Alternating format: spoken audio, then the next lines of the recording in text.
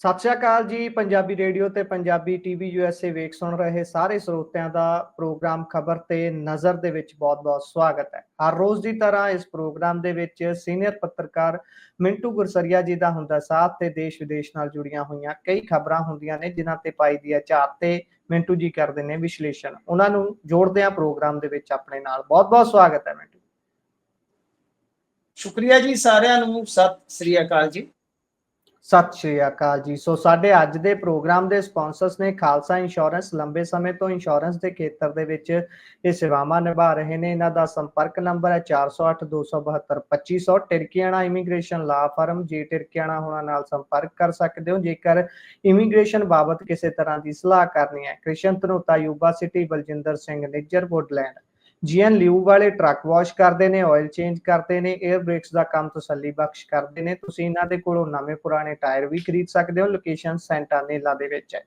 ਨਿਮਾ ਸਹੋਤਾ ਹੋਣਾ ਦਾ ਨੰਬਰ ਤੁਹਾਡੇ ਨਾਲ ਸਾਂਝਾ ਕਰ ਲੈਂਦੇ ਆ 209 277 0113। Jaswinder Singh Nagra Roseville. Avtar Singh Sangha Yuba City. Baldev Singh Kang Yuba City. ਬਹੁਤ-ਬਹੁਤ ਧੰਨਵਾਦ ਹੈ ਇਹਨਾਂ ਸਪਾਂਸਰਸ ਦਾ ਜਿਹੜੇ ਜ਼ਰੀਆ ਬਣਦੇ ਨੇ ਇਹਨਾਂ ਖਬਰਾਂ ਨੂੰ ਤੁਹਾਡੇ ਤੱਕ ਪਹੁੰਚਦਾ ਕਰਨ ਦੇ ਲਈ। ਸੋ ਹੁਣ ਰੁਕ ਕਰਦੇ ਆ ਮਿੰਟੂ ਜੀ ਖਬਰਾਂ ਦਾ। ਤਾਂ ਸਭ ਤੋਂ ਪਹਿਲਾਂ ਪਾਇਓ ਚਾਨਣਾ ਕਿ ਕਹਿੰਦੇ ਉਧਰ ਰਣਜੀਤ ਸਿੰਘ ਢੱਡਰੀਆਂ ਵਾਲੇ ਅੱਜ ਅਕਾਲ ਤਖਤ ਸਾਹਿਬ ਦੇ ਸਾਹਮਣੇ ਉੱਥੇ ਪੇਸ਼ ਹੁੰਦੇ ਨੇ ਤੇ ਬਾਕੀ ਸਾਰੀ ਵੀਡੀਓ ਮੈਨੂੰ ਲੱਗਦਾ ਪੰਜਾਬੀਆਂ ਨੇ ਦੇਖ ਲਈ ਹੋਊਗੀ, ਕੱਲੇ-ਕੱਲੇ ਫੋਨ ਤੱਕ ਪਹੁੰਚ ਗਈ ਹੋਊਗੀ ਕਿ ਉੱਥੇ ਅੱਜ ਕੀ ਕੁਝ ਹੋਇਆ ਤੇ ਅਕਾਲ ਤਖਤ ਸਾਹਿਬ ਤੋਂ ਮਾਫੀ ਮਿਲ ਗਈ ਹੈ ਤੇ ਉਧਰ ਜਥੇਦਾਰੀ ਤਨਖਾਹੀਆ ਕਰਾ ਰਹੇ ਵੀ ਕੀ ਮਾਮਲਾ ਹੈ। ਪਾਇਓ ਚਾਨਣਾ। ਜੀ ਬਿਲਕੁਲ ਗੱਲ ਇਹ ਆ ਕਿ ਗੁਰਪ੍ਰੀਤ ਜੀ ਅੱਜ ਵੈਸੇ ਕਿਸੇ ਨੇ ਕਿਆਸਿਆ ਨਹੀਂ ਸੀ। ਉਦਾਂ ਤੇ ਤੁਹਾਨੂੰ ਯਾਦ ਹੋਣਾ ਜਦੋਂ ਤੋਂ ਕੁਲਦੀਪ ਸਿੰਘ ਗੜਗੱਜ ਬਤੌਰ ਜਥੇਦਾਰ ਨਿਯੁਕਤ ਹੋਏ ਸ੍ਰੀ ਅਕਾਲ ਤਖਤ ਸਾਹਿਬ ਤੇ, ਤਾਂ ਉਹਨਾਂ ਨੇ ਇੱਕ ਮਤਲਬ ਕਿ ਪਹਿਲ ਕਦਮੀ ਕੀਤੀ ਸੀ। ਇੱਕ ਤਰ੍ਹਾਂ ਨਾਲ ਕਹਿ ਲਓ ਕਿ ਸੁਚੱਜਾ ਕਾਰਜ ਇਹ ਕੀਤਾ ਸੀਗਾ ਕਿ ਰਣਜੀਤ ਸਿੰਘ ਢੱਡਰੀਆਂ ਵਾਲੇ ਨੂੰ ਕਿਹਾ ਸੀ ਕਿ ਉਹ ਆਪਣੀ ਖਿਮਾ ਯਾਚਨਾ ਕਰਨ, ਮਤਲਬ ਕਿ ਮਾਮਲੇ ਨੂੰ ਸੌਰਟ ਕਰਨ ਤੇ ਪ੍ਰਚਾਰ ਜਿਹੜਾ ਹੈ ਉਹ ਸਿੱਖੀ ਦਾ ਗਾਂ ਵਾਸਤੇ ਕਰਨ। ਇਹ ਆਪਾਂ ਨੂੰ ਵੀ ਪਤਾ ਹੈ ਕਿ ਦੇਖੋ ਰਣਜੀਤ ਸਿੰਘ ਢੱਡਰੀਆਂ ਵਾਲੇ ਦੀ ਵੀ ਫੋਲੋਇੰਗ ਬਹੁਤ ਆ। ਕੁਝ ਵਖਰੇਵੇਂ ਹੋਏ ਜਥੇਬੰਦੀਆਂ ਦੇ ਨਾਲ ਤੇ ਫਿਰ ਉਸ ਤੋਂ ਬਾਅਦ ਤੁਹਾਨੂੰ ਪਤਾ ਹੈ ਕਿ ਅਦਾਵਤ ਵੀ ਸ਼ੁਰੂ ਹੋ ਗਈ ਔਰ ਉਸ ਅਦਾਵਤ ਦਾ ਨਤੀਜਾ ਇਹ ਹੋਇਆ ਕਿ ਇੱਕ ਤੇ ਕਤਲ ਹੋ ਗਿਆ ਸੀ ਰਣਜੀਤ ਸਿੰਘ ਢੱਡਰੀਆਂ ਵਾਲੇ ਦੇ ਸਾਥੀ ਦਾ। ਅਤੇ ਇਸ ਤੋਂ ਇਲਾਵਾ ਜੇ ਤੁਸੀਂ ਦੇਖੋਗੇ ਜੋ ਦੀਵਾਨ ਰਾਹੀਂ ਪ੍ਰਚਾਰ ਹੁੰਦਾ ਸੀ ਢੱਡਰੀਆਂ ਵਾਲੇ ਦਾ, ਮਤਲਬ ਕਿ ਖੁੱਲੇ ਦੀਵਾਨ ਲੱਗਦੇ ਸਨ, ਕਿਤੇ ਨਾ ਕਿਤੇ ਉਹ ਵੀ ਸਾਰਾ ਕੁਝ ਜਿਹੜਾ ਹੈ ਨਾ ਉਹ ਰੁਕ ਗਿਆ ਸੀਗਾ ਕਿਉਂਕਿ ਪਾਬੰਦ ਹੋ ਗਿਆ। ਤਾਂ ਜਿਵੇਂ ਹੀ ਗੜਗੱਜ ਸਾਹਿਬ ਦੀ ਇੱਕ ਤਰ੍ਹਾਂ ਨਾਲ ਕਹਿ ਲਓ ਕਿ ਇਹਨਾਂ ਨੂੰ ਇਹ ਜਿਹੜੀ ਆਈ ਇੱਕ ਕਾਲ ਆਈ ਕਿ ਹਾਂ ਭਾਈ ਇਸ ਤਰ੍ਹਾਂ ਕੀਤਾ ਜਾ ਸਕਦਾ, ਤਾਂ ਇਹਨਾਂ ਨੇ ਵੀ ਉਸ ਨੂੰ ਬਿਨਾਂ ਦੇਰੀ ਤੋਂ ਇਹ ਕਿਹਾ ਕਿ ਬਈ ਠੀਕ ਆ, ਜੋ ਤੁਹਾਡਾ ਹੁਕਮ ਹੈ ਸਿਰ ਮੱਥੇ ਆ।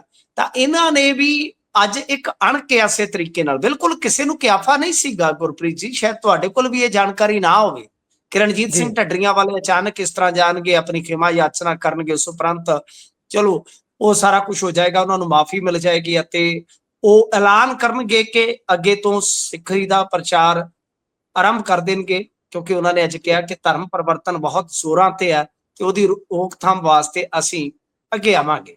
ਤਾਂ ਮਤਲਬ ਕਿ ਇਹ ਸਾਰਾ ਕੁਝ ਅਣਕਿਆਸਿਆ ਸੀ, ਅਣਚਿਤਵਿਆ ਸੀਗਾ। ਕਿਸੇ ਨੇ ਚਿਤਵਿਆ ਵੀ ਨਹੀਂ ਕਿ ਸ਼ਾਇਦ ਏਦਾਂ ਯਕਦਮ ਰਣਜੀਤ ਸਿੰਘ ਢੱਡਰੀਆਂ ਵਾਲੇ ਅਕਾਲ ਤਖਤ ਸਾਹਿਬ ਤੇ ਜਾਣਗੇ। ਇਸ ਤੋਂ ਪਹਿਲਾਂ ਤੁਹਾਨੂੰ ਯਾਦ ਹੋਣਾ ਕਿ ਇਹਨਾਂ ਨੂੰ ਕੱਲ ਹੀ ਇੱਕ ਬਹੁਤ ਵੱਡੀ ਰਾਹਤ ਮਿਲੀ। ਰਾਹਤ ਇਉਂ ਮਿਲੀ ਕਿ SIT ਨੇ ਉਹ ਮਾਮਲਾ ਜਿਹੜਾ ਇਹਨਾਂ ਦੇ ਪਿਛਲੇ ਦਿਨੀ ਨਾਮ ਲੱਗਾ ਸੀਗਾ, ਸ਼ਾਇਦ ਦਸੰਬਰ ਦਾ ਸੀਗਾ, ਕਿ ਇੱਕ ਕੁੜੀ ਦੀ ਖੁਦਕੁਸ਼ੀ ਦਾ ਮਾਮਲਾ ਸੀਗਾ ਉਹ, ਤੇ ਉਸ ਤੋਂ ਬਾਅਦ ਇਹ ਬਹੁਤ ਬੁਰੀ ਤਰ੍ਹਾਂ ਉਲਝ ਗਏ ਸਨ। ਉਹਦੇ ਵਿੱਚ ਕੱਲ ਹੀ SIT ਨੇ ਆਖਿਆ ਕਿ 12 ਸਾਲ ਪੁਰਾਣਾ ਮੁਕੱਦਮਾ ਹੈ ਤੇ ਕੋਈ ਸਬੂਤ ਮੁਕੱਦਮਾ ਚਲਾਉਣ ਯੋਗ ਨਹੀਂ ਹੈ। ਇਹ ਬਹੁਤ ਵੱਡੀ ਰਾਹਤ ਸੀਗੀ ਰਣਜੀਤ ਸਿੰਘ ਢੱਡਰੀਆਂ ਵਾਲੇ ਵਾਸਤੇ। ਤੇ ਫਿਰ ਉਹ ਤੋਂ ਬਾਅਦ ਅਗਲੇ ਦਿਨ ਸ਼ਾਇਦ ਇਹਨਾਂ ਨੂੰ ਇਸੇ ਗੱਲ ਦਾ ਹੀ ਇੰਤਜ਼ਾਰ ਹੋਵੇਗਾ ਕਿ ਇੱਕ ਵਾਰੀ ਇਹ, ਕਿਉਂਕਿ ਜੇ ਉਦਾਂ ਜਾਂਦੇ ਤੇ ਮੇਰੇ ਖਿਆਲ ਦੇ ਨਾਲ ਗੁਰਪ੍ਰੀਤ ਜੀ ਇਹਨਾਂ ਦੇ ਵਿਰੋਧੀਆਂ ਨੇ ਮਸਲਾ ਚੁੱਕ ਲੈਣਾ ਸੀ ਕਿ ਇਹਦੇ ਤੇ ਤਾਂ ਇਹ ਦੋਸ਼ ਹੈ। ਸ਼ਾਇਦ ਇਹਨਾਂ ਨੇ ਇਸੇ ਚੀਜ਼ ਦਾ ਇੰਤਜ਼ਾਰ ਕੀਤਾ। ਫਿਰ ਜਥੇਦਾਰ ਸਾਹਿਬ ਨੇ ਇਹਨਾਂ ਨੂੰ ਜਦੋਂ ਪ੍ਰੇਰਿਤ ਕੀਤਾ ਤਾਂ ਫਿਰ ਇਹ ਸਾਰਾ ਕੁਝ ਜਿਹੜਾ ਹੈ ਨਾ ਉਹ ਯਕਦਮ ਹੋ ਗਿਆ। ਮੇਰਾ ਇਹ ਮੰਨਣਾ ਕਿ ਸ਼ਾਇਦ ਜੇ ਮੰਨ ਲਓ SIT ਦੀ ਕਲੀਨ ਚਿੱਟ ਦੇਰੀ ਨਾਲ ਆਉਂਦੀ ਤੇ ਸ਼ਾਇਦ ਇਹ ਨਾ ਜਾਂਦੇ। ਕਿਉਂ? ਕਿਉਂਕਿ ਇਹਨਾਂ ਨੂੰ ਪਤਾ ਸੀਗਾ ਕਿ ਬਹੁਤ ਵੱਡਾ ਵਿਰੋਧ ਹੋਏਗਾ, ਕਿ ਇਹਨਾਂ ਦਾ ਮਾਮਲਾ ਪੈਂਡਿੰਗ ਹੈ। ਸੋ ਇਸ ਕਰਕੇ ਸ਼ਾਇਦ ਇਹ ਟਾਈਮਿੰਗ ਜਿਹੜੀ ਆ ਆਪਣੇ ਆਪ ਡੀਕੋਡ ਹੋ ਜਾਂਦੀ ਆ ਕਿ ਇਸ ਚੀਜ਼ ਨੂੰ ਉਡੀਕਿਆ ਗਿਆ। ਅੱਛਾ, ਇੱਕ ਚੀਜ਼ ਇਹਨਾਂ ਨੇ ਆ ਕੇ ਜਿਹੜੀ ਬਾਹਰ ਕਹੀ ਆ ਉਹ ਹਾਲੇ ਵੀ ਕਿਤੇ ਨਾ ਕਿਤੇ ਮੈਨੂੰ ਲੱਗਦਾ ਥੋੜਾ ਤਵੱਜੋ, ਥੋੜਾ ਧਿਆਨ ਮੰਗਦੀ ਆ ਕਿ ਇਹਨਾਂ ਨੇ ਬਾਬਾ ਹਰਨਾਮ ਸਿੰਘ ਧੁੰਮਾ ਦਾ ਨਾਮ ਲੈ ਕੇ ਇਹ ਗੱਲ ਆਖੀ ਹੈ ਕਿ ਚਲੋ ਮੈਂ ਆਪਣੀਆਂ ਗਲਤੀਆਂ ਵਾਸਤੇ ਮੁਆਫੀ ਮੰਗਣਾ। ਮਤਲਬ ਜੋ ਵੀ ਮੈਨੂੰ ਕਿਹਾ ਗਿਆ ਕਿ ਮੈਂ ਗਲਤੀਆਂ ਕੀਤੀਆਂ ਨੇ, ਮੈਂ ਤੇ ਸ੍ਰੀ ਅਕਾਲ ਤਖਤ ਸਾਹਿਬ ਤੇ ਆ ਕੇ, ਤੇ ਉੱਥੇ ਨਿਮਾਣਾ ਹੀ ਹੁੰਦਾ ਬੰਦਾ ਜਿਹੜਾ ਵੀ ਆ ਜਾਂਦਾ ਕਿ ਇੱਕ ਨਿਮਾਣੇ ਦੇ ਤੌਰ ਤੇ ਚਲੋ ਮਾਫੀ ਮੰਗ ਲਈ। ਤਾਂ ਕੀ ਸ਼ਬੀਲ ਲਾ ਕੇ ਜੋ ਮੇਰਾ ਸਾਥੀ ਕਤਲ ਕੀਤਾ ਗਿਆ, ਭੁਪਿੰਦਰ ਸਿੰਘ ਦਾ ਕਤਲ ਹੋਇਆ ਤੇ ਸ਼ਬੀਲ ਵਰਗੇ ਕਨਸੈਪਟ ਨੂੰ ਬਹੁਤ ਬਦਨਾਮੀ ਮਿਲੀ, ਕੀ ਇਹ ਵੀ ਮਾਫੀ ਮੰਗਣਗੇ? ਇਹ ਇੱਕ ਬਹੁਤ ਵੱਡਾ ਸਵਾਲ ਸੀ, ਕਿਉਂਕਿ ਪਿਛਲੇ ਦਿਨਾਂ ਦੇ ਵਿੱਚ ਇੱਕ ਚਰਚਾ ਜਿਹੜੀ ਥੋੜੀ ਜਿਹੀ, ਕਿਉਂਕਿ ਆਪਾਂ ਜਰਨਲਿਸਟਿਕ ਪੁਆਇੰਟ ਆਫ ਵਿਊ ਤੋਂ ਲੈ ਲਈਏ ਕਿ ਪੱਤਰਕਾਰਤਾ ਦੇ ਸਫਾਂ ਦੇ ਵਿੱਚ ਇਸ ਗੱਲ ਦੀ ਕਿਤੇ ਨਾ ਕਿਤੇ ਚਰਚਾ ਛਿੜੀ ਹੋਈ ਸੀਗੀ ਕਿ ਆਉਣ ਵਾਲੇ ਦਿਨਾਂ 'ਚ ਟਕਸਾਲ ਅਤੇ ਢੱਡਰੀਆਂ ਵਾਲੇ ਇਹ ਆਪਸ ਦੇ ਵਿੱਚ ਮਤਭੇਦ ਭੁਲਾ ਸਕਦੇ ਨੇ। ਐਸੀ ਚੁੰਝ ਚਰਚਾ ਮੈਂ ਸੁਣੀ ਆ, ਐਸੀ ਚੁੰਝ ਚਰਚਾ ਚੱਲ ਰਹੀ ਸੀਗੀ।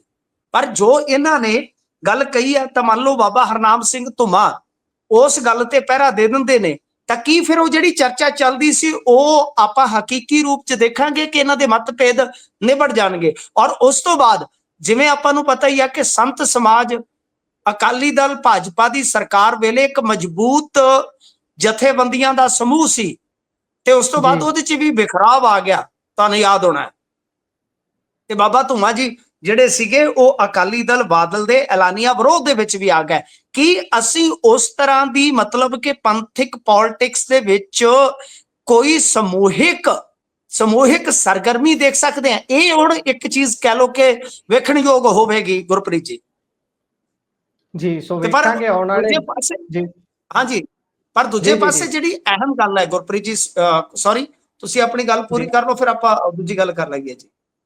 ਨਹੀਂ, ਇਹ ਬਿਲਕੁਲ ਤੁਹਾਡੀ ਗੱਲ ਠੀਕ ਹੈ ਕਿ ਜਿਹੜੀ ਪਹਿਲਾਂ ਉਹ ਕੇਸ ਦੇ ਬਾਰੇ ਚ ਸ਼ਾਇਦ ਵੇਟ ਕੀਤੀ ਜਾਂਦੀ ਹੋਗੀ। ਇੱਕ ਹੋਰ ਗੱਲ ਸਾਹਮਣੇ ਆ ਰਹੀ ਸੀ ਕਿ ਜਿਸ ਜਗ੍ਹਾ ਦੇ ਉੱਪਰ ਉਧਰ ਜਥੇਦਾਰ ਸਾਹਿਬ ਪੱਕੇ ਤੌਰ ਤੇ ਨਿਯੁਕਤ ਨੇ ਅਨੰਦਪੁਰ ਸਾਹਿਬ ਦੇ ਵਿੱਚ, ਉੱਥੇ ਕਈ ਦਿਨ ਇਹਨਾਂ ਨੇ ਆਪਸ ਦੇ ਵਿੱਚ ਕਹਿੰਦੇ ਮੀਟਿੰਗਾਂ ਕੀਤੀਆਂ ਨੇ, ਕਈ ਦਿਨ ਉੱਥੇ ਹੀ ਰਹੇ ਨੇ ਜਥੇਦਾਰ ਗੜਗੱਜ ਜੀ, ਤੇ ਉਸ ਤੋਂ ਬਾਅਦ ਫਿਰ ਉੱਥੇ ਇਸ ਦੀ ਤਿਆਰੀ ਹੋਈ ਤੇ ਫਿਰ ਅੱਜ ਜੋ ਸਾਰਾ ਕੁਝ ਹੋਇਆ ਇਹ ਉਸ ਦਾ ਨਤੀਜਾ ਹੈ। ਕਹਿੰਦੇ ਉੱਥੇ ਹੋਰ ਵੀ ਬਹੁਤ ਸਾਰੀਆਂ ਗੱਲਾਂ ਧੁੰਮਾ ਸਾਹਿਬ ਨੂੰ ਲੈ ਕੇ ਵੀ ਹੋਈਆਂ ਨੇ ਕਿ ਇਹ ਜਿਹੜੇ ਧੁੰਮਾ ਸਾਹਿਬ ਦੇ ਨਾਲ ਵਖਰੇਵੇਂ ਚੱਲ ਰਹੇ ਸੀ। ਤੁਹਾਡੀ ਗੱਲ ਬਿਲਕੁਲ ਠੀਕ ਹੈ ਕਿ ਆਉਣ ਵਾਲੇ ਦਿਨਾਂ 'ਚ ਉਸ ਤੇ ਵੀ ਕੋਈ ਤਿਆਰੀ ਕੀਤੀ ਜਾ ਰਹੀ ਹੈ, ਉਹਨੂੰ ਛੱਡਿਆ ਨਹੀਂ ਜਾਊਗਾ।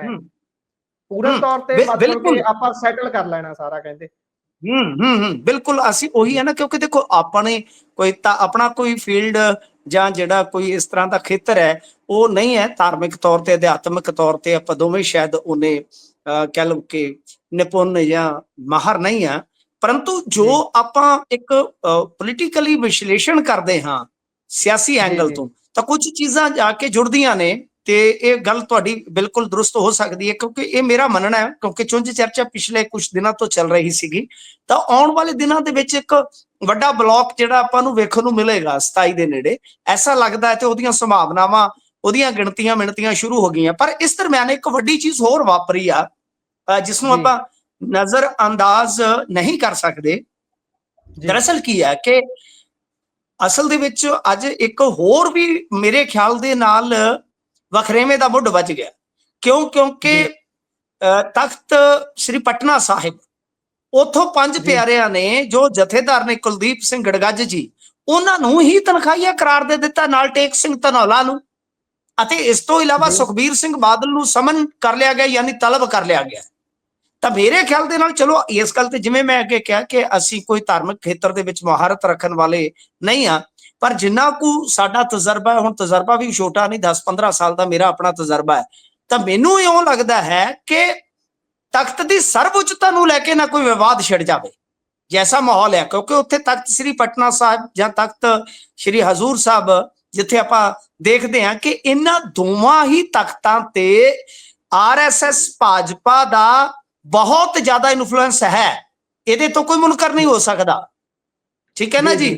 ਸੋ ਇਸ ਕਰਕੇ ਮੇਰੇ ਖਿਆਲ ਦੇ ਨਾਲ ਗੁਰਪ੍ਰੀਤ ਜੀ, ਅੱਜ ਇਹ ਜਿਹੜਾ ਘਟਨਾਕ੍ਰਮ ਵਾਪਰਿਆ, ਇਹ ਦੋਨੇ ਘਟਨਾਕ੍ਰਮ ਪੰਥਕ ਜੇ ਸਫਾ ਚ ਦੇਖੀਏ ਬਹੁਤ ਅਹਿਮੀਅਤ ਵਾਲੇ ਆ। ਢੱਡਰੀਆਂ ਵਾਲਾ ਜੀ ਦਾ ਉੱਥੇ ਜਾਣਾ, ਮੁਆਫੀ ਮੰਗਣਾ, ਜਿਵੇਂ ਤੁਸੀਂ ਅੱਗੇ ਨਾਲ ਐਡੀਸ਼ਨ ਕੀਤਾ ਕਿ ਹੋ ਸਕਦਾ ਆਉਣ ਵਾਲੇ ਸਮੇਂ 'ਚ ਬਾਬਾ ਧੁੰਮਾ ਜੀ ਨਾਲ ਜੋ ਵਖਰੇਵੇਂ ਨੇ, ਮਤਭੇਦ ਨੇ, ਉਹ ਖਤਮ ਹੋ ਜਾਣ ਜਾਂ ਕਰਵਾ ਦਿੱਤੇ ਜਾਣ। ਅਤੇ ਇਸ ਤੋਂ ਇਲਾਵਾ ਨਾਲ ਇਹ ਚੀਜ਼ ਜਿਹੜੀ ਨਿਕਲ ਜਾਣੀ ਕਿ ਤਨਖਾਹੀਆ ਕਰਾਰ ਦੇ ਦਿੱਤਾ ਜਾਣਾ, ਮੇਰੇ ਖਿਆਲ ਦੇ ਨਾਲ ਇੱਕ ਵਖਰੇਵਾ ਜਿੱਥੇ ਮਿਟਦਾ ਨਜ਼ਰ ਆ ਰਿਹਾ ਹੈ ਸੁਭਾਵੀ ਤੌਰ ਤੇ, ਤਾਂ ਹੁਣ ਦੂਸਰੇ ਪਾਸੇ ਇੱਕ ਭੰਬਲ ਭੂਸਾ ਜਾਂ ਇੱਕ ਵਿਵਾਦ ਜਿਹੜਾ ਹੈ ਪੰਥਕ ਸਫਾ 'ਚ ਇਸ ਗੱਲੋਂ ਨਾ ਛਿੜ ਜਾਵੇ, ਮੇਰਾ ਤੌਖਲਾ ਹੈ ਜੀ। ਜੀ ਸੋ ਦੇਖਦੇ ਹਾਂ ਬਣਦਾ ਕੀ ਹੈ। ਸੋ ਹੁਣ ਚੱਲੀਏ ਜੀ ਅਗਲੀਆਂ ਖਬਰਾਂ ਦੇ ਵੱਲ। ਗੱਲ ਸਰਕਾਰ ਤੇ ਲਿਆ ਕੇ ਕਰਦੇ ਹਾਂ। ਉਧਰ ਕਹਿੰਦੇ ਕਿ ਕਰਜ਼ਾ ਲੈਣ ਦੀ ਜਿਹੜੀ ਹੱਦ ਸੀ ਪੰਜਾਬ ਦੀ, ਉਹ ਕੇਂਦਰ ਨੇ ਕੱਟ ਦਿੱਤੀ ਹੈ। ਥੋੜੀ ਕਟੌਤੀ, ਥੋੜੀ ਨਹੀਂ ਭਾਰੀ ਕਟੌਤੀ ਕਰਤੀ ਹੈ ਤੇ ਨਵੇਂ ਐਂਗਲ ਸਾਹਮਣੇ ਆ ਰਹੇ ਨੇ ਇਸ 'ਚ ਹੁਣ। ਦੇਖੋ ਗੱਲ ਇਹ ਆ ਕਿ ਜਿਹੜਾ ਸੂਬਾ ਚੱਲ ਹੀ ਕਰਜ਼ੇ ਤੇ ਰਿਹਾ ਹੋਵੇ, ਉਹ ਜਿਵੇਂ ਇੱਕ ਗੀਤ ਸੀ ਨਾ, ਤੇਰਾ ਕਾਰਡਾਂ ਤੇ ਯਾਰ ਚੱਲਦਾ। ਹੈਲੋ ਹੈਲੋ जी जी ਹੈਲੋ ਜੀ, ਆਵਾਜ਼ जी ਆ जी ਰਹੀ ਹੈ ਗੁਰਪ੍ਰੀਤ ਜੀ? जी जी जी आ रही है।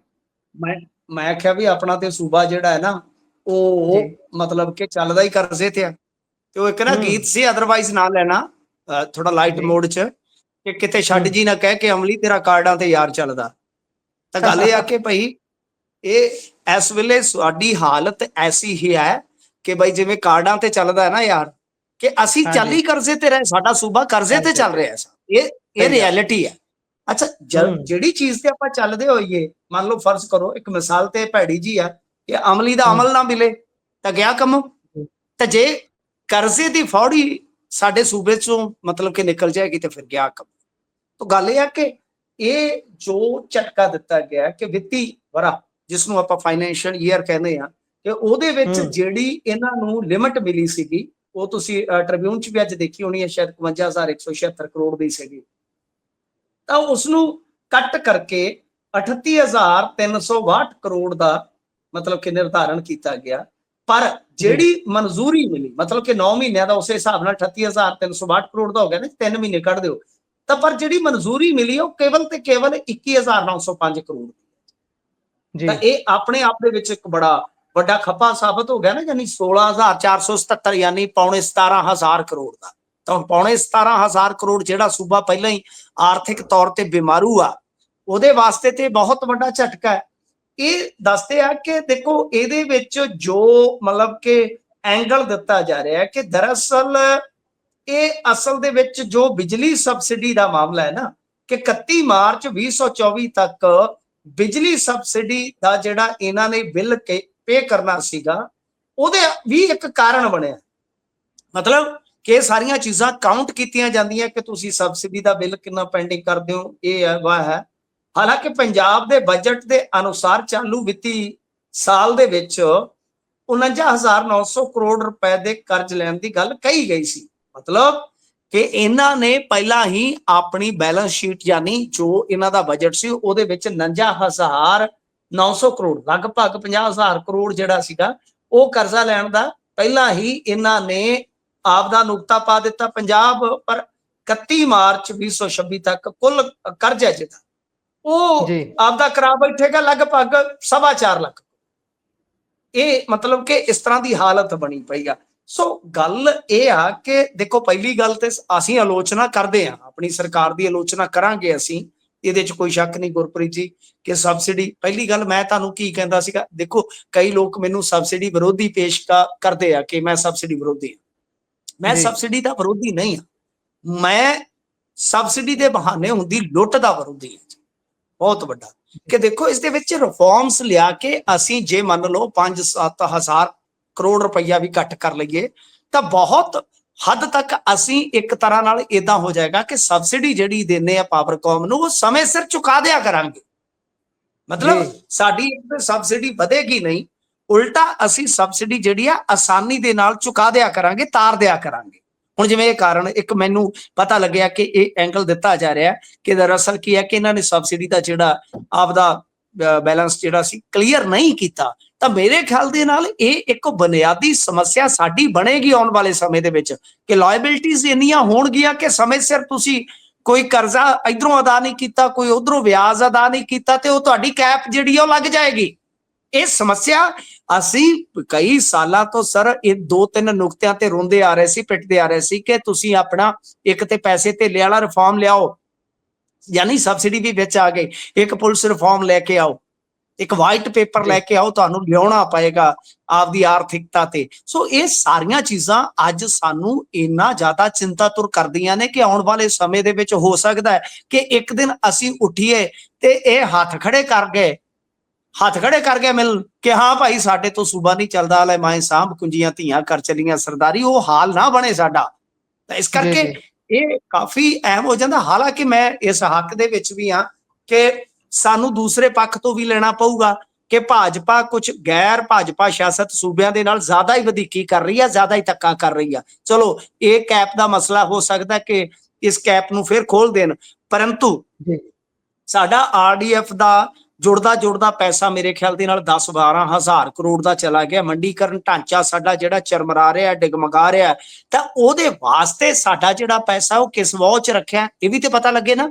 ਯਾਨੀ ਕੁੱਲ ਮਿਲਾ ਕੇ ਵੀ ਕਹਿ ਸਕਦੇ ਹਾਂ ਕਿ ਸ਼ਾਇਦ ਪੋਲੀਟੀਕਲ ਐਂਗਲ ਇਸ ਪੱਖ ਤੋਂ ਸਾਨੂੰ ਦੇਖਣਾ ਪਊਗਾ ਕਿ 2027 ਦੇ ਵਿੱਚ ਭਾਜਪਾ ਵੀ ਇੱਥੇ ਬਹੁਤ ਵੱਡੀ ਦਾਅਵੇਦਾਰੀ ਪੇਸ਼ ਕਰਨ ਜਾ ਰਹੀ ਆ। ਸ਼ਾਇਦ ਉਹਨੂੰ ਲੱਗਦਾ ਕਿ ਜੇ ਇਹਨਾਂ ਦੇ ਕੋਲ ਆਂਦੇ ਹੁੰਦੇ ਨਾ ਬੋਝੇ ਚ ਨਾ ਗਾਜਰਾਂ ਤੇ ਲਾਹੌਰ ਦੇ ਸ਼ੌਕੀਨ, ਜੇ ਇਹਨਾਂ ਦੇ ਬੋਝਿਆਂ ਚੋਂ ਗਾਜਰਾਂ ਹੀ ਕੱਢ ਦਈਏ ਤੇ ਫਿਰ ਆਪੇ ਇਹਨਾਂ ਦੀ ਸ਼ੌਕੀਨੀ ਫੋਕੀ ਕੀ ਕਰੂਗੀ। ਸਮਝਦੇ ਹੋ ਨਾ ਤੁਸੀਂ, ਇਹਨਾਂ ਕੋਲ ਜੇ ਪੈਸਾ ਹੀ ਨਾ ਹੋਇਆ ਤੇ ਲਾਉਣਗੇ ਕਿੱਥੋਂ, ਵਿਕਾਸ ਕਾਰਜ ਕਾਹਦੇ ਕਰਨਗੇ। ਜੀ ਇਹ ਇੱਕ ਚੰਗਾ ਬਹਾਨਾ ਵੀ ਮਿਲ ਜੂ ਇਹਨਾਂ ਨੂੰ ਅਗਲੇ 5 ਸਾਲ ਦੇ ਲਈ ਲੋਕਾਂ ਤੋਂ ਵੋਟਾਂ ਮੰਗਣ ਦਾ। ਭਾਈ ਅਸੀਂ ਤਾਂ 5 ਸਾਲ ਕੇਂਦਰ ਨਾਲ ਹੀ ਲੜਦੇ ਰਹੇ, ਕੰਮ ਤਾਂ ਸਾਡੇ ਤੋਂ ਹੋਇਆ ਹੀ ਨਹੀਂ, ਕੰਮ ਅਸੀਂ ਹੁਣ ਕਰਾਂਗੇ, ਸਾਨੂੰ ਪਤਾ ਲੱਗ ਗਿਆ ਪੈਸੇ ਲੈਣੇ ਕਿੱਦਾਂ ਨੇ। ਦੂਜੀ ਗੱਲ ਇਹ ਵੀ ਹੈ ਨਾ, ਤੁਸੀਂ ਇਸ ਚੀਜ਼ ਦੀ ਆਬਜ਼ਰਵੇਸ਼ਨ ਕਰ ਰਹੇ ਹੋ ਕਿ ਉਹਨਾਂ ਨੂੰ ਆਈਡੀਆ ਦੇ ਰਹੇ ਹੋ ਬਣਾ ਕੇ? ਆਪਣੀ ਆਬਜ਼ਰਵੇਸ਼ਨ ਹੈ, ਕਿਉਂਕਿ ਇਹਨਾਂ ਨੂੰ ਪਰਿਸਥਿਤੀ ਕੀ ਕਹਿੰਦੇ ਹੁੰਦੇ ਨੇ ਕਿ ਮੁਸ਼ਕਲ ਨੂੰ ਇਹਨਾਂ ਨੂੰ ਹਾਂਜੀ ਆਪਣੇ ਤਬਦੀਲ ਕਰਨਾ ਨਾ ਆਪਣੇ ਮੌਕੇ ਦੇ ਵਿੱਚ ਬਹੁਤ ਚੰਗੀ ਤਰ੍ਹਾਂ, ਮੁਸ਼ਕਲ ਨੂੰ ਮੌਕਾ ਬਣਾਉਣਾ ਆਉਂਦਾ ਹੈ ਇਹਨਾਂ ਨੂੰ, ਤੇ ਬਣਾ ਵੀ ਲੈਂਦੇ ਨੇ। ਤੇ ਕਈ ਵਾਰੀ ਇਹਨਾਂ ਦਾ ਮੌਕਾ ਮੁਸ਼ਕਲ ਵੀ ਬਣ ਜਾਂਦਾ ਇਹਨਾਂ ਲਈ, ਉਹ ਵੀ ਗੱਲ ਦੇਖਦੇ ਆ। ਇੱਕ ਛੋਟਾ ਜਿਹਾ ਐਂਗਲ ਇੱਥੇ ਤੁਸੀਂ ਹੋਰ ਛੋਇਆ, ਮੈਂ ਚਾਹੂੰਗਾ ਇਸ ਤੇ ਵੀ ਜ਼ਰੂਰ ਚਾਨਣਾ ਪਾਇਓ। ਤੁਸੀਂ ਇਹ ਤਾਂ ਕਹੀ ਜਾਂਦੇ ਹੋ ਕੇਂਦਰ ਨੂੰ ਕਿ ਕੇਂਦਰ ਧੱਕਾ ਕਰਦਾ ਹੈ, ਕੱਟ ਲਾਉਂਦਾ ਹੈ, ਕੈਪ ਲਾਉਂਦਾ ਹੈ, ਸਾਰੀਆਂ ਚੀਜ਼ਾਂ ਕਰਦਾ ਹੈ, ਪਰ ਜਦੋਂ ਤੁਹਾਨੂੰ ਕੇਂਦਰ ਕਹਿੰਦਾ ਕਿ ਆਹ ਭਾਈ ਮਤਾ ਪਾਉਣਾ ਤੁਸੀਂ ਆਪਣੀ ਵਿਧਾਨ ਸਭਾ ਦੇ ਵਿੱਚ, ਤੁਸੀਂ ਅੱਜ ਤੱਕ ਆਨਾਕਾਨੀ ਨਹੀਂ ਕੀਤੀ, ਪਹਿਲਾਂ ਆਉਂਦਾ ਤੁਹਾਡੇ ਤੋਂ ਬਾਅਦ ਚੋਂ ਹੈ ਤੇ ਪਤਾ ਤੁਸੀਂ ਪਹਿਲਾਂ ਪਾ ਦਿੰਦੇ ਹੋ। ਆ ਜਿਹੜਾ ਵਾਟਰ ਪ੍ਰੀਵੈਂਸ਼ਨ ਐਕਟ 1974 ਵਾਲਾ, ਉਸ ਤੇ ਕੁਝ ਨਹੀਂ ਬੋਲੇ, ਉਧਰ ਉਹਨਾਂ ਨੇ ਨਵੰਬਰ ਚ ਕਰ ਲਿਆ ਸੀ, ਇਹਨਾਂ ਨੇ ਪਿਛਲੇ ਮਹੀਨੇ ਉਹਨੂੰ ਪਾਸ ਕਰ ਲਿਆ। ਇਦਾਂ ਦੀਆਂ ਚੀਜ਼ਾਂ ਤੇ ਵੀ ਤਾਂ ਤੁਸੀਂ ਬੋਲੋ ਭਾਈ ਸਾਡਾ ਆਪਣਾ ਹੱਕ ਹੈ, ਸਾਨੂੰ ਜੀਐਸਟੀ ਨੂੰ ਕਿਵੇਂ ਚਲਾਉਣਾ ਹੈ ਉਹ ਸਾਡਾ ਹੱਕ ਹੈ, ਕਿਵੇਂ ਕਰਨਾ ਹੈ। ਉੱਥੇ ਤਾਂ ਇਹ ਮੱਥਾ ਟੇਕ ਦਿੰਦੇ ਨੇ, ਲਓ ਭਾਈ ਅਸੀਂ ਤੁਹਾਡੇ ਹੀ ਆ, ਜਿੱਦਾਂ ਕਰਾਉਣਾ ਕਰਾ ਲਓ। ਦੱਸਿਓ ਜਰਾ ਇੱਥੇ ਪਾਇਓ ਮਾੜਾ ਜਿਹਾ। ਨਹੀਂ ਬਿਲਕੁਲ ਸਰ, ਜੇ ਮੱਥਾ ਵੀ ਟੇਕਣਾ ਹੈ ਤੇ ਗੱਲ ਇਹ ਆ, ਆਂਦੇ ਹੁੰਦੇ ਕਿ ਘੁੰਡ ਵੀ ਕੱਢਣਾ ਤੇ ਕਲਿੱਪ ਵੀ ਵਿਖਾਉਣਾ, ਤੇ ਜਾਂ ਤੇ ਫਿਰ ਬਿਲਕੁਲ ਹੀ ਬਗਲਗੀਰ ਹੋ ਜਾਓ, ਉਹਨਾਂ ਦੇ ਨਾਲ ਮਿਲ ਕੇ ਚਲੋ, ਤੁਹਾਨੂੰ ਕੁਛ ਨਾ ਕੁਛ ਸੈੱਟ ਕਰ ਦੇਣਗੇ, ਫਿਰ ਹੋਰ ਕੀ ਆ। ਠੀਕ ਹੈ ਨਾ ਜੀ। ਸੋ ਗੱਲ ਇਹ ਹੈ ਕਿ ਇਹਨਾਂ ਨੇ ਤਾਂ ਆਰਡੀਐਫ ਦੇ ਮਾਮਲੇ ਦੇ ਵਿੱਚ ਵੀ ਕੁਝ ਚੀਜ਼ਾਂ ਜੋ ਉਹਨਾਂ ਨੇ ਕਹੀਆਂ ਸੀ ਘਟਾ ਦਿੱਤੀਆਂ ਸੀ ਇਹਨਾਂ ਨੇ, ਯਾਨੀ ਰੇਟ ਸ਼ੇਟ ਜਿਹੜੇ ਸੀਗੇ ਘਟਾਏ ਸੀਗੇ, ਇਹ ਮੰਨ ਲੈਂਦੇ ਆ। ਪਰ ਗੱਲ ਇਹ ਆ ਕਿ ਇਹ ਤੇ ਉਹਨਾਂ ਦੇ ਹਿਸਾਬ ਨਾਲ ਚੱਲਣ ਵਾਸਤੇ ਸ਼ਾਇਦ ਤਿਆਰ ਹੋਣਗੇ, ਪਰ ਉਹ ਇਹਨਾਂ ਦੇ ਹਿਸਾਬ ਨਾਲ ਚੱਲਣ ਵਾਸਤੇ ਤਿਆਰ ਹੋਣ, ਐਸਾ ਨਹੀਂ ਨਾ ਹੋ ਸਕਦਾ। ਉਹ ਮਤਲਬ ਕਿ ਜੋ ਕਰਨਗੇ ਆਪਦੇ ਹਿਸਾਬ ਨਾਲ ਕਰਨਗੇ। ਹੋ ਸਕਦਾ ਕਿ ਆਉਣ ਵਾਲੇ ਸਮੇਂ ਦੇ ਵਿੱਚ ਉਹ ਪੰਜਾਬ ਵਾਸਤੇ, ਜਿਵੇਂ ਆਪਾਂ ਕਈ ਵਾਰ ਕਿਆਫਾ ਲਾਉਂਦੇ ਆ ਕਿ ਕੋਈ ਵੱਡਾ ਫੈਸਲਾ ਲੈ ਲੈਣ, ਉਹ ਆਰਥਿਕਤਾ ਨਾਲ ਵੀ ਜੁੜਿਆ ਹੋ ਸਕਦਾ, ਕੋਈ ਪੈਕੇਜ ਵਗੈਰਾ ਦੇ ਦੇਣ, ਪਰ ਉਹ ਡਾਇਰੈਕਟਲੀ ਦੇਊਗੇ, ਇਹਨਾਂ ਦੇ ਥਰੂ ਨਹੀਂ ਦੇਊਗੇ। ਹਾਂਜੀ ਉਹੀ ਗੱਲ ਹੈ ਨਾ ਫਿਰ ਮਿੰਟੂ ਜੀ, ਉਹ ਫਿਰ ਰਾਹ ਹੋਰ ਹੋ ਜਾਣਾ, ਉਹਨਾਂ ਨੇ ਉਹੀ ਰਾਹ ਤਾਂ ਉਹਨਾਂ ਨੇ ਵਰਤਣਾ ਹੈ ਵੀ ਭਾਈ ਆਪਾਂ ਵੀ ਤਾਂ ਵੋਟਾਂ ਬਟੋਰਨੀਆਂ ਨੇ, ਜੇ ਇਹਨਾਂ ਦੇ ਥਰੂ ਸਾਰਾ ਕੋਈ ਗੱਲ ਨਹੀਂ, ਇਹਨਾਂ ਦਾ ਫਿਕਰ ਨਾ ਕਰੋ, ਇਹਨਾਂ ਦਾ ਬਹੁਤਾ ਫਿਕਰ ਨਾ ਕਰੋ, ਇਹ ਤੁਹਾਨੂੰ ਹੋ ਸਕਦਾ ਅੱਧੇ ਪਚਦੇ ਉਹਨਾਂ 'ਚ ਮਿਲ ਜਾਣ ਮੁੜ ਕੇ ਜੀ। ਉਹ ਆਈ ਚਲਾਈ ਲੱਗੀ ਰਹਿੰਦੀ ਹੈ, ਇਹ ਵੀ ਇਦਾਂ ਦਾ ਹੀ ਕੰਮ ਹੈ। ਚਲੋ ਕੋਈ ਨਾ, ਆਪਾਂ ਚੱਲਦੇ ਹਾਂ ਅਗਲੀ ਖਬਰ ਤੇ। ਆਪਾਂ ਪਿਛਲੇ ਮਹੀਨੇ ਰੱਜ ਕੇ ਇਹ ਕੰਮ ਦੇਖਿਆ ਕਿ ਪਾਣੀਆਂ ਦੇ ਰਾਖੇ ਬਣਨ ਵਾਲਾ ਸਿਹਰਾ ਲੈਣ 'ਚ ਕੋਈ ਕਸਰ ਨਹੀਂ ਛੱਡੀ ਮੁੱਖ ਮੰਤਰੀ ਸਾਹਿਬ ਨੇ, ਨਾਲ ਹੀ ਹਰਜੋਤ ਬੈਂਸ ਸਾਹਿਬ, ਕਦੀ ਉੱਥੇ ਪਾਣੀ ਡੱਕ ਲਿਆ, ਕਦੀ ਪਾਣੀ ਖੋਲਣ ਆਇਆ ਬੰਦਾ ਡੱਕ ਲਿਆ, ਤੇ ਆਖਿਰਕਾਰ ਅੱਜ ਜਿੱਦਾਂ ਆਪਾਂ ਪਿਛਲੇ ਕਈ ਦਿਨਾਂ ਤੋਂ ਤੁਸੀਂ ਜ਼ਿਕਰ ਕਰ ਰਹੇ ਸੀ ਕਿ 21 ਤਰੀਕ ਨੂੰ ਤਾਂ ਇਹਨਾਂ ਦਾ ਜਿਹੜਾ ਫਾਈਨੈਂਸ਼ੀਅਲ ਈਅਰ ਵਾਂਗ ਇਹ ਵਾਲਾ ਈਅਰ ਗੇੜ ਖਤਮ ਹੋ ਜਾਂਦਾ ਹੈ, ਨਵੇਂ ਗੇੜ ਤੋਂ ਪਾਣੀ ਤਾਂ ਵੈਸੇ ਹੀ ਜਾਣਾ ਹੁੰਦਾ ਹੈ। ਸੋ ਜੀ ਰਹਿ ਗਈਆਂ ਧਰੀਆਂ ਧਰਾਈਆਂ, ਮਤੇ ਪਾਏ ਹੋਏ, ਗੱਲਾਂ ਕੀਤੀਆਂ ਹੋਈਆਂ, ਧਰਨੇ ਲਾਏ ਹੋਏ, ਬੰਦੇ ਡੱਕੇ ਹੋਏ, ਪਾਣੀ ਜਾਣਾ ਮੁੜ ਤੋਂ ਸ਼ੁਰੂ ਹੋ ਗਿਆ। ਪਾਇਓ ਚਾਨਣਾ, ਇਸ ਨੂੰ ਜਿੱਤ ਵਜੋਂ ਦੇਖੀਏ ਜਾਂ ਹਾਰ ਵਜੋਂ ਦੇਖੀਏ, ਜਾਂ ਫਿਰ ਸਿਰਫ ਤੇ ਸਿਰਫ ਪੰਜਾਬੀਆਂ ਦਾ ਕਹਿ ਲਈਏ ਕਿ ਮਾਨਸਿਕ ਉਤਪੀੜਨ ਹੀ ਹੋਇਆ। ਰੰਗੀਆਂ ਰੰਗਾਈਆਂ ਰਹਿ ਗਈਆਂ ਤੇਰੀ ਪੱਗ ਨਾਲ ਦੀਆਂ ਚੁੰਨੀਆਂ, ਬਸ ਆਹੀ ਕੁਛ ਹੁੰਦਾ ਜੀ। ਔਰ ਹੋਣਾ ਕੀ ਹੈ, ਮੈਂ ਤੇ ਤੁਹਾਨੂੰ ਕਿਹਾ ਸੀਗਾ ਲੈ ਦੇ ਕੇ ਉਹਦਾ ਨਾ ਮਾਨ ਕਹੇ ਜੇ ਮੈਂ ਨਾ ਹੁੰਦਾ, ਪਤਾ ਨਹੀਂ ਕੁਝ ਹੋਣਾ, ਕੁਝ ਨਹੀਂ ਹੋਣਾ, ਲੈ ਦੇ ਕੇ 4 ਕੁ ਦਿਨਾਂ ਦਾ ਰੋਣਾ ਥੋੜਾ। ਤਾਂ ਗੱਲ ਇਹ ਆ ਕਿ ਇਹ ਤੇ ਭੁਲੇਖਾ ਹੀ ਹੁੰਦਾ। ਤੇ ਆਹ ਵੇਖ ਲਓ, ਹੁਣ ਕੁਝ ਨਹੀਂ ਹੋਣਾ। 21 ਤਰੀਕ ਨੂੰ ਅੱਜ ਜੋ ਫਿਕਸ ਕੋਟਾ ਹੈ ਸਟੇਟਾਂ ਦਾ, ਉਹਦਾ ਅੱਜ ਸਾਈਕਲ, ਅੱਜ ਗੇੜ ਸ਼ੁਰੂ ਹੋ ਗਿਆ, ਬਸ ਗੱਲ ਖਤਮ ਆ। ਤੇ ਜਿਹੜਾ ਪਾਣੀ ਆ ਜਿਹਦੇ ਕੋਟੇ ਦਾ, ਉਹਨੂੰ ਮਿਲਣਾ ਸਟਾਰਟ ਹੋ ਗਿਆ। ਹੁਣ ਦੂਜੀ ਗੱਲ ਆ ਕਿ ਤ੍ਰਿਪਾਠੀ ਸਾਹਿਬ ਨੇ ਇੱਕ ਗੱਲ ਵਧੀਆ ਕੀਤੀ ਆ, ਕਲੀਅਰ ਕਰ ਦਿੱਤਾ ਚੇਅਰਮੈਨ ਨੇ, ਕਿ ਭਾਈ ਜਿਹਦਾ ਫਿਕਸ ਕੋਟਾ ਹੈ ਉਹਨੇ ਜੇ ਵਰਤ ਲਿਆ ਤੇ ਫੇਰ ਭਾਵੇਂ ਦੂਜੀਆਂ ਸਟੇਟਾਂ ਰਾਜੀ ਵੀ ਹੋ ਜਾਣ, ਜੇ ਸੱਜਣ ਰਾਜੀ ਹੋ ਜਾਵੇ, ਸ਼ਦਾਈਆ ਰੌਲਾ ਨਹੀਂ ਹੋ ਪਾਈਦਾ। ਉਹ ਕਹਿੰਦੇ ਜੇ ਸੱਜਣ ਰਾਜੀ ਵੀ ਹੋ ਗਏ ਨਾ, ਤਦ ਵੀ ਅਸੀਂ ਪਾਣੀ ਨਹੀਂ ਦੇਣਾ ਉਹਨੂੰ ਵੱਧ। ਇਹ ਹੁਣ ਤੋਂ ਗੱਲ ਆਪਦੀ ਪੜ੍ਹੀ ਵਿਚਾਰ ਲਓ। ਮੇਰੇ ਖਿਆਲ ਦੇ ਨਾਲ ਇਹ ਵੀ ਨੁਕਤਾ ਗੁਰਪ੍ਰੀਤ ਜੀ ਮਾੜਾ ਨਹੀਂ ਹੈ ਕਿ ਤੁਸੀਂ ਪਹਿਲੇ ਕਹਿ ਦਿਓ, ਪਰ ਜੋ ਪੋਲੀਟੀਕਲੀ ਹੋਇਆ ਉਹਦਾ ਹੁਣ ਤੁਸੀਂ ਐਨਾਲਿਸਿਸ ਆਪ ਕਰਕੇ ਦੱਸਣਾ, ਨਿਚੋੜ ਕੱਢਣਾ ਹੈ ਕਿ ਜਿੱਤ ਹੋਈ ਕਿ ਹਾਰ ਹੋਈ ਆ।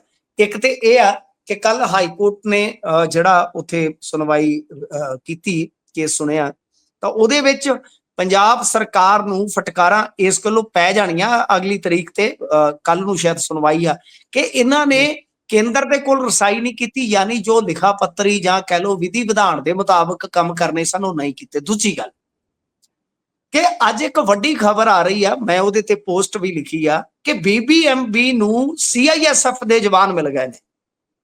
ਮਤਲਬ ਕਿ ਜੋ ਸੁਰੱਖਿਆ ਘੇਰਾ ਸੀਗਾ ਪੰਜਾਬ, ਵੈਸੇ ਤੇ 2024 ਦੇ ਵਿੱਚ ਵੀ ਗੱਲ ਚੱਲੀ ਸੀਗੀ, ਪਰ ਉਦੋਂ ਵਿਰੋਧਤਾ ਹੋਈ ਸੀਗੀ, CISF ਨੂੰ ਇਹਦੀ ਸਾਰੀ ਸਿਕਿਉਰਿਟੀ ਦਾ ਜ਼ਿੰਮਾ ਨਹੀਂ ਸੀ ਮਿਲਿਆ।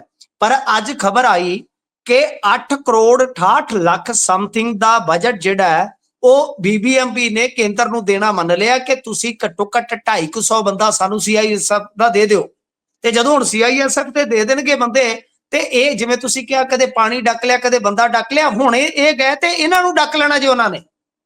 ਤੇ ਤੁਸੀਂ ਇਹ ਵੇਖੋ ਕਿ ਮਾਲਕਾਂ ਦਾ ਮਸ਼ਹੂਰੀ ਕੰਪਨੀ ਦੀ, ਤੇ ਸਭ ਤੋਂ ਜ਼ਿਆਦਾ ਜਿਹੜਾ ਮੇਰੇ ਖਿਆਲ ਦੇ ਨਾਲ ਜਿਹੜਾ ਸਾਲਾਨਾ ਬਜਟ ਹੈ ਉਹਦੇ ਵਿੱਚ ਲਗਭਗ 40-50% ਤੇ ਆਪਣਾ ਹੀ ਜਾਂਦਾ ਹੈ।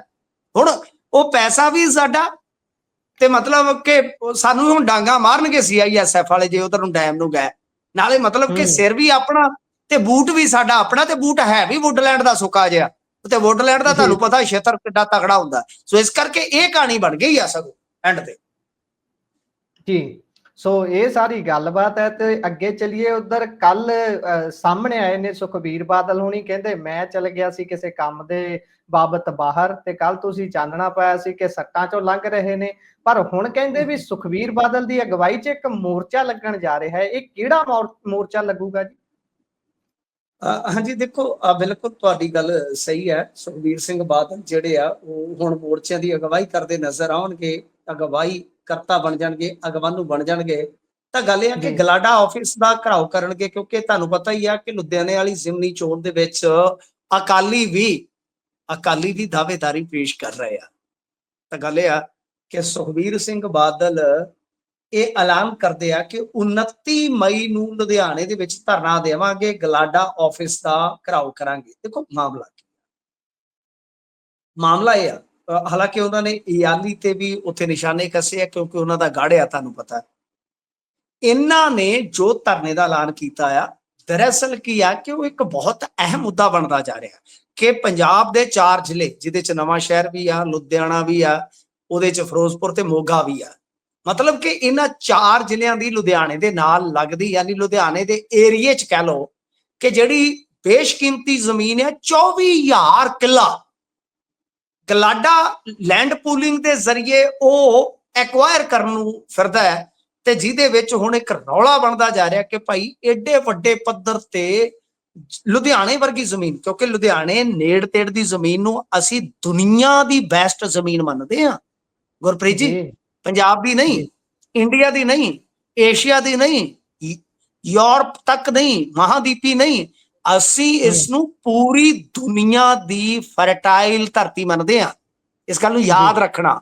ਤਾਂ ਗੱਲ ਇਹ ਆ ਕਿ ਅਕਾਲੀ ਦਲ ਨੂੰ ਲੱਗ ਰਿਹਾ ਕਿ ਅਸੀਂ, ਕਿਉਂਕਿ ਇਹ ਲੜਾਈ ਤੁਹਾਨੂੰ ਪਤਾ ਲੜਦੇ ਰਹੇ ਨੇ ਅੱਜ ਤੱਕ, ਕਿਸਾਨਾਂ ਦੀ ਤੇ ਲੜਾਈ ਲੜਦੇ ਰਹੇ, ਜੱਟਾਂ ਦੀ ਪਾਰਟੀ, ਸਿੱਖਾਂ ਦੀ ਪੰਥਕ ਪਾਰਟੀ ਅਗਵਾਈ ਕਰਦੇ ਰਹੇ ਨੇ, ਵਿੱਚ ਕੋਈ ਸ਼ੱਕ ਨਹੀਂ। ਕਾਲੀਆਂ ਵਾਸਤੇ ਤੇ ਮੋਰਚਿਆਂ ਦਾ ਇਤਿਹਾਸ ਜਿਹੜਾ ਹੈ ਉਹ ਬਹੁਤ ਰਿਚ ਹੈ, ਬਹੁਤ ਅਮੀਰ ਹੈ। तो कहने का ਜੀ मतलब है कि ये चलो हुण अपने पक्ष तो आ रहे ने, किसान जथेबंदियां आ रही ने, और साडे वर्गे लोग भी हैरान ने कि ਹਮ, 24,000 किला ते सिर्फ ਉਹਨੂੰ ਡਿਵੈਲਪ ਕਰਨਾ ਹੈ। ਮਤਲਬ ਕਿ ਉਹਦੇ ਤੇ ਇਮਾਰਤ ਸਾਜ਼ੀ ਹੋਣੀ ਹੈ, ਉਹਦੇ ਤੇ ਬਿਲਡਿੰਗਾਂ ਬਣਨੀਆਂ, ਰਿਹਾਇਸ਼ੀ ਕੰਪਲੈਕਸ ਬਣਨੇ ਨੇ। ਤਾਂ ਇਹਦੇ ਵਾਸਤੇ ਇਹ ਇੱਕ ਬਹੁਤ ਵੱਡਾ ਮੁੱਦਾ ਪੰਜਾਬੀਆਂ ਵਾਸਤੇ ਬਣ ਰਿਹਾ ਕਿ ਸਾਡੀ ਜ਼ਮੀਨ ਪਹਿਲਾਂ ਹੀ ਘਟ ਰਹੀ ਹੈ। ਸ਼ਹਿਰੀਕਰਨ ਅੰਨਾ, ਦੇਖੋ ਮੈਂ ਸ਼ਹਿਰੀਕਰਨ ਦਾ ਜਾਂ ਵਿਕਾਸ ਦਾ ਵਿਰੋਧੀ ਨਹੀਂ ਆ, ਮੈਂ ਜੀ ਲਿਬਰਲ ਕਿਸਮ ਦਾ ਆਦਮੀ ਆ, ਪਰ ਕੁਝ ਚੀਜ਼ਾਂ ਤੁਹਾਨੂੰ ਦੇਖਣੀਆਂ ਪੈਂਦੀਆਂ।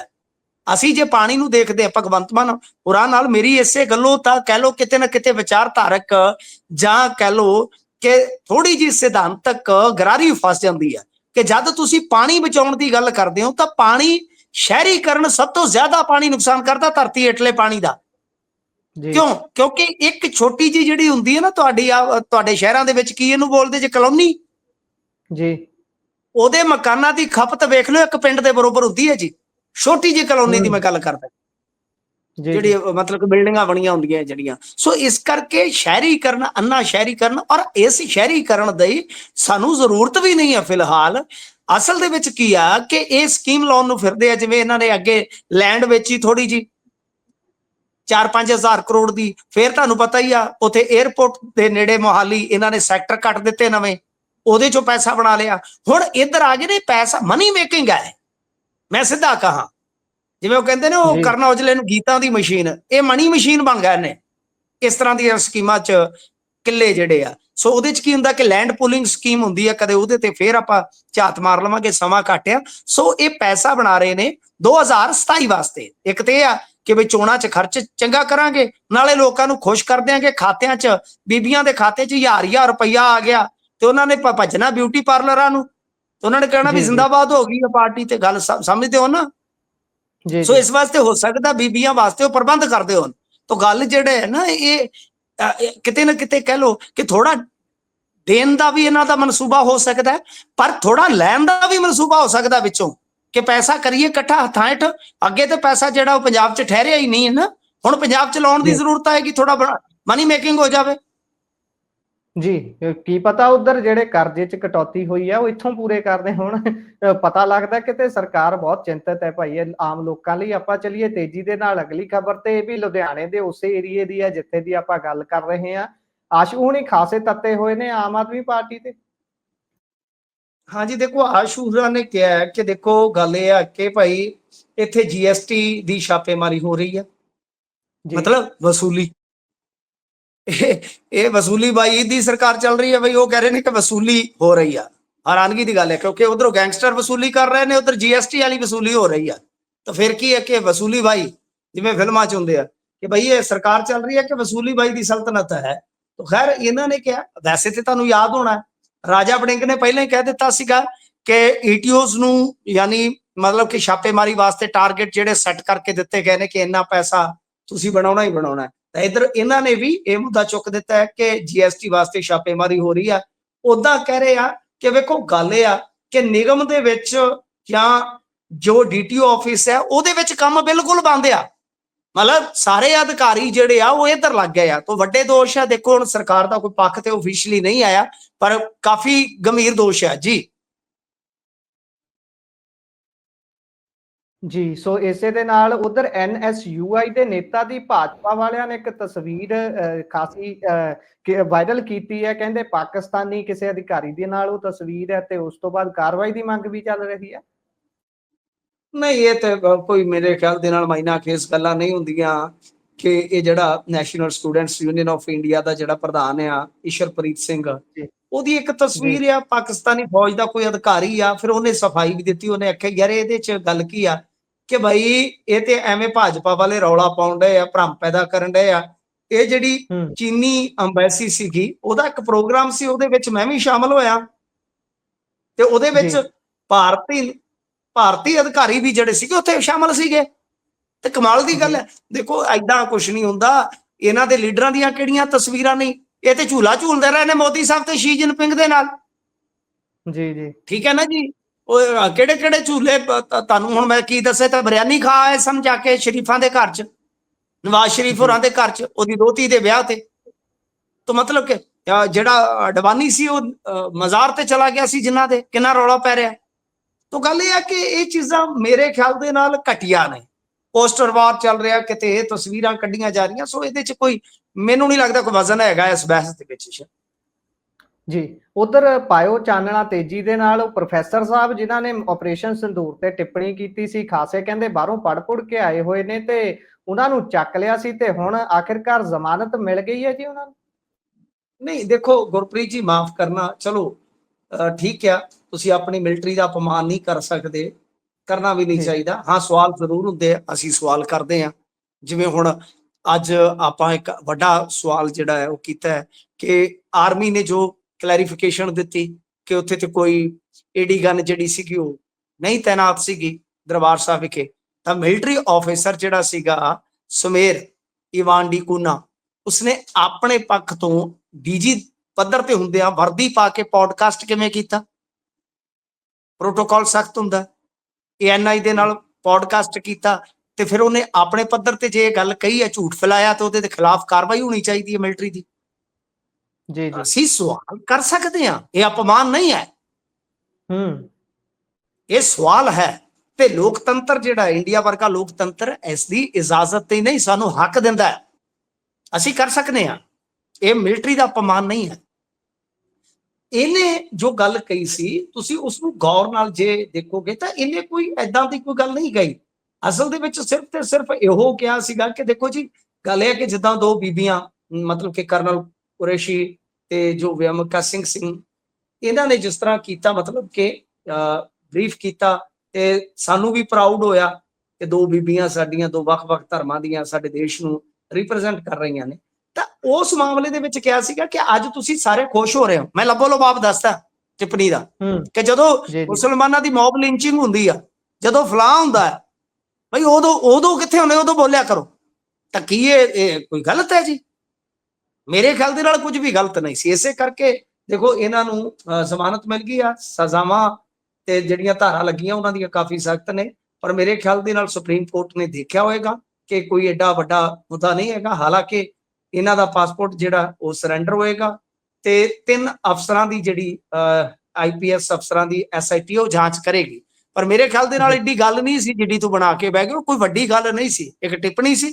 ਤੇ ਸਿਹਤਮੰਦ ਲੋਕਤੰਤਰ ਦੇ ਵਿੱਚ ਇਸ ਤਰ੍ਹਾਂ ਦੀ ਟਿੱਪਣੀ ਵਾਸਤੇ ਜਗ੍ਹਾ ਹੋਣੀ ਚਾਹੀਦੀ ਹੈ ਜੀ, ਹੋਣੀ ਤਾਂ ਚਾਹੀਦੀ ਹੈ, ਪਰ ਇੱਥੇ ਨਹੀਂ ਹੁੰਦੀ। ਇੱਥੇ ਜੇ ਕੋਈ ਐਂਟੀ ਮੋਦੀ, ਐਂਟੀ BJP ਹੈ ਤਾਂ ਉਹ ਐਂਟੀ ਨੈਸ਼ਨਲਿਸਟ ਘੋਸ਼ਿਤ ਕਰ ਦਿੱਤਾ ਜਾਂਦਾ ਹੈ। ਇਹੋ ਜਿਹਾ ਤਾਂ ਸਾਡਾ ਤਾਣਾ ਬਾਣਾ ਹੈ। ਉਹ ਇੱਕ ਖਤਰਨਾਕ ਸਟੇਜ ਹੈ। ਮੈਂ ਤੁਹਾਨੂੰ ਉਹ ਵੀ ਦੱਸ ਦੇਵਾਂ, ਜਾਂਦੇ ਬਾਰੇ ਦੀ ਰਿਸਰਚ ਕਰ ਲੈਣਾ। ਰਾਸ਼ਟਰਵਾਦ ਠੀਕ ਹੁੰਦਾ ਹੈ, ਨੈਸ਼ਨਲਿਜ਼ਮ ਹੁਣ ਹੈਗਾ ਹੀ ਆ, ਸਾਰਿਆਂ 'ਚ ਹੁੰਦਾ ਹੈ, ਤਾਂ ਉਹ ਕੋਈ ਚੱਕਰ ਨਹੀਂ। ਰਾਸ਼ਟਰਵਾਦ ਜਿਹੜਾ ਹੁੰਦਾ ਹੈ, ਤਾਂ ਗੱਲ ਇਹ ਹੁੰਦੀ ਹੈ ਜਿਹੜਾ ਧਰਮ ਆਧਾਰਿਤ ਰਾਸ਼ਟਰਵਾਦ ਬਣ ਜਾਂਦਾ ਹੈ ਨਾ, ਉਹ ਬਹੁਤ ਖਤਰਨਾਕ ਹੁੰਦਾ ਹੈ। ਤਾਂ ਇਹ ਦੁਨੀਆ ਨੂੰ ਇਹ ਕਿਸੇ ਦਿਨ ਬਹੁਤ ਕਹਿ ਲਓ ਕਿ ਮਹਿੰਗਾ ਪਏਗਾ, ਕਿਉਂਕਿ ਭਾਰਤ ਅਤੇ ਪਾਕਿਸਤਾਨ 'ਚ ਬਰੋਬਰ ਹੀ ਧਰਮ ਆਧਾਰਿਤ ਰਾਸ਼ਟਰਵਾਦ ਵੱਧ ਰਿਹਾ ਹੈ ਜੀ। ਸੋ ਇੱਥੇ ਹੀ ਪ੍ਰੋਗਰਾਮ ਦਾ ਸਮਾਂ ਹੁੰਦਾ ਹੈ ਸਮਾਪਤ। ਸੋ ਮਿੰਟੂ ਜੀ, ਤੁਸੀਂ ਜਾਣਕਾਰੀਆਂ ਸਾਂਝੀਆਂ ਕੀਤੀਆਂ, ਬਹੁਤ ਬਹੁਤ ਧੰਨਵਾਦ। ਧੰਨਵਾਦ ਜੀ। ਸੋ ਇਹ ਸਨ ਸਾਡੇ ਨਾਲ ਮਿੰਟੂ ਗੁਰਸਰੀਆ ਜੀ, ਜਿਨ੍ਹਾਂ ਨੇ ਵੱਖ-ਵੱਖ ਖਬਰਾਂ ਦੇ ਉੱਤੇ ਪਾਇਆ ਚਾਨਣਾ। ਕਿਵੇਂ ਲੱਗਿਆ ਤੁਹਾਨੂੰ ਪ੍ਰੋਗਰਾਮ? ਤੁਸੀਂ ਆਪਣੇ ਵਿਚਾਰ ਰਾਏ ਟਿੱਪਣੀਆਂ ਸਾਡੇ ਨਾਲ ਸਾਂਝਾ ਕਰ ਸਕਦੇ ਹੋ। ਜੁੜੇ ਰਹੋ ਪੰਜਾਬੀ ਰੇਡੀਓ ਤੇ ਪੰਜਾਬੀ TV USA ਦੇ ਨਾਲ, ਕਿਉਂਕਿ ਪ੍ਰੋਗਰਾਮਾਂ ਦੀ ਲਗਾਤਾਰਤਾ ਇਸੇ ਤਰ੍ਹਾਂ ਬਰਕਰਾਰ ਰਹੇਗੀ। ਮੈਨੂੰ ਦਿਓ ਇਜਾਜ਼ਤ। ਧੰਨਵਾਦ। ਸਤਿ ਸ਼੍ਰੀ ਅਕਾਲ।